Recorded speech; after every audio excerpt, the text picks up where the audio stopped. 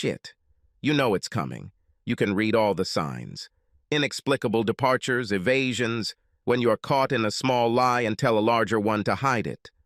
Moods range from unbridled lust to "don't you dare touch me" to complete indifference. I tried to talk about it. I tried to reason. I tried to threaten.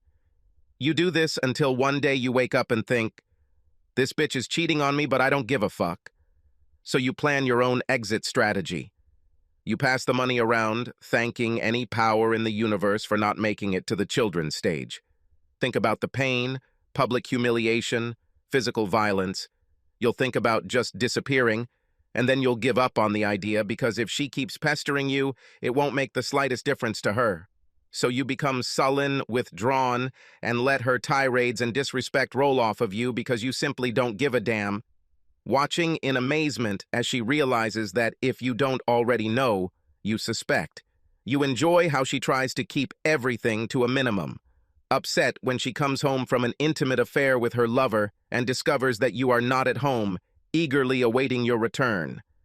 And the shock on her face when you say no to sex with her and then have her like a cheap whore when she least expects it. Then the explosion and its consequences occur. It was a neighborhood party.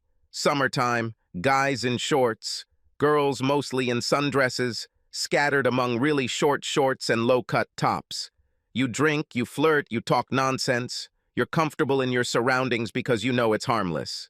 Then you start to notice something. Eye contact between them. Quick glances, avoiding each other, then coming together for some intense conversation. Now you know which of your friends is stabbing you in the back. You'd feel sorry for his wife if she weren't such an arrogant bitch. They all deserve each other. You get called upon to help cook on the grill because everyone in the group knows you're the best cook there, including the women. This is an ideal observation position. He disappears. 5 minutes later, she does the same. You're looking around for someone to delegate grilling duties to when God gives you a gift and the grill dies and the propane tank runs completely empty. "Dude, you're out of propane," I say to our host, one of the few people I actually like. "I didn't think it could end," he says, as his wife of 9 years squirms happily on his lap. "I have another one in the basement. I'll bring it."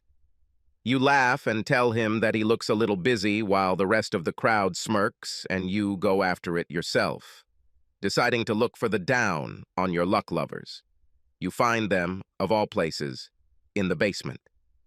He is standing in the doorway of the pantry. His shorts are pulled down to his ankles, grabbing the door frame for support. You can't actually see the woman kneeling, but there was only one woman in a pink top and white shorts. You flash hot, flash cold, then look down at your hand and notice the grill fork you were lazily carrying downstairs. He stops encouraging the woman with praise to look at the trembling silver shaft, 2 prongs of which pass through his hand, pinning it to the doorpost. Before he can scream and warn the woman, you step back and kick him in the groin. You partially succeed, and you hear the woman gag in surprise. The man would have fainted, but his pinned hand seems to keep him on his feet. Smirking, you head back upstairs, telling your neighbor, who also happens to be a registered nurse, that she might need to go down to the basement. It looks like there might have been an accident there. You tell her a few parting words for lovers. Tell her that there is no point in coming home anymore, but let her come anyway if she has the courage. Tell him that if the cops come here, next time it will be much worse than a stabbed arm. The group thundered down the stairs to see him holding his hand, trying to stop the bleeding. His shorts are still around his ankles. She lies on the floor, vomiting. Then, of course, there are consequences. The couples separate, and a couple of people are asked not to come to the parties anymore. Homes are put up for sale because no one can afford them on their own.